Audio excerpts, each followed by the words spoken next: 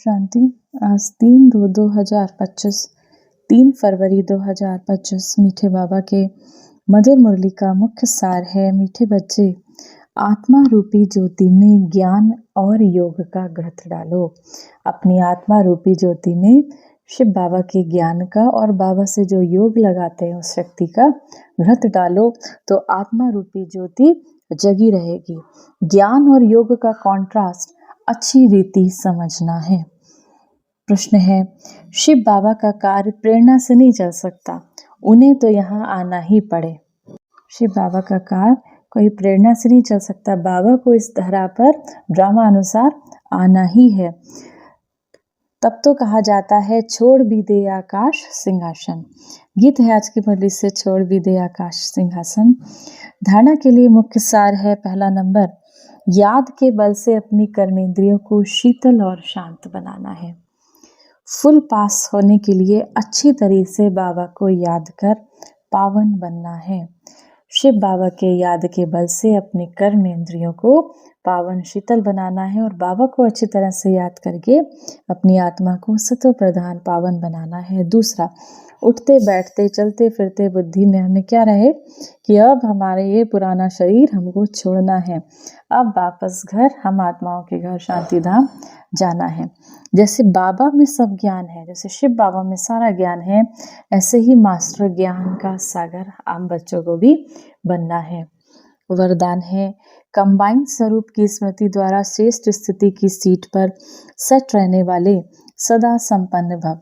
संगम युग पर शिव शक्ति के कंबाइंड स्वरूप की स्मृति में रहने से हर असंभव कार्य संभव हो जाता है। यही सर्वश्रेष्ठ स्वरूप है। इस स्वरूप में स्थित रहने से संपन्न भव का वरदान मिल जाता है। बाबा सभी बच्चों को सदा सुखदायी स्थिति की सीट देते हैं। सदा इसी सीट पर सेट रहो तो अतीन्द्रिय सुख के झूले में झूलते रहेंगे। सदा इसी सीट पर सेट रहो तो अतीन्द्रिय सुख के झूले में झूलते रहेंगे। सिर्फ विस्मृति के संस्कार समाप्त करो।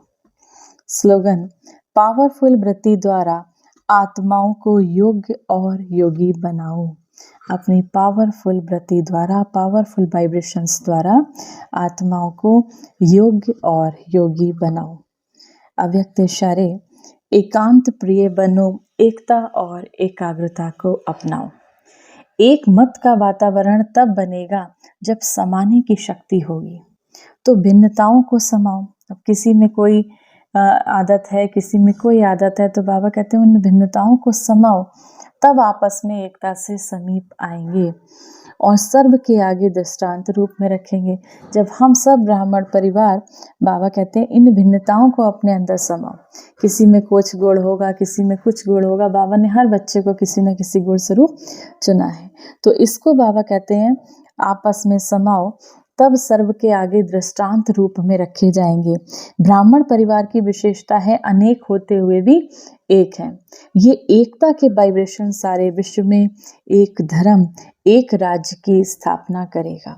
इसीलिए विशेष अटेंशन देकर भिन्नता को मिटाकर एकता लानी है। इसीलिए विशेष अटेंशन देकर भिन्नता को मिटाकर एकता लानी है।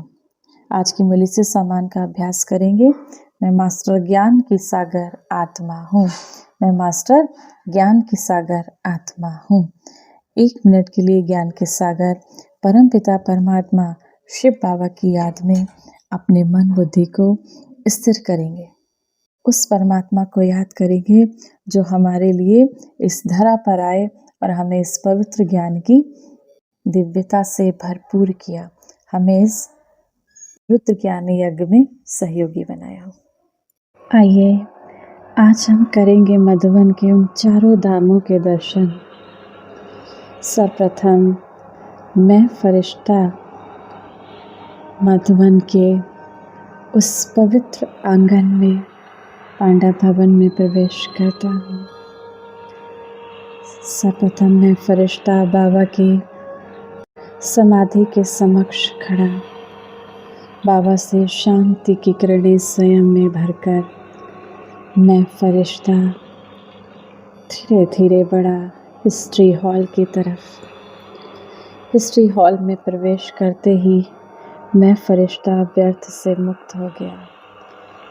अब मैं फरिश्ता बाबा के कमरे में प्रवेश किया। बाबा को अपने सभी संकल्प सौंपकर मैं फरिश्ता अंत में बाबा की कुटिया में अपने संस्कारों को परिवर्तित करने लगा। मैं फरिश्ता इन चारों धाम में संपूर्ण सतो प्रधान अवस्था का अनुभव कर रही हूँ। इन चारों धाम से शक्ति लेके मैं फरिश्ता पूरे विश्व को शक्तियों का सकाश दे रही हूँ। पूरे विश्व को शांति की किरणों से भरपूर कर रहा हूँ। पूरे विश्व को सुख की किरणों से भरपूर कर रहा हूँ।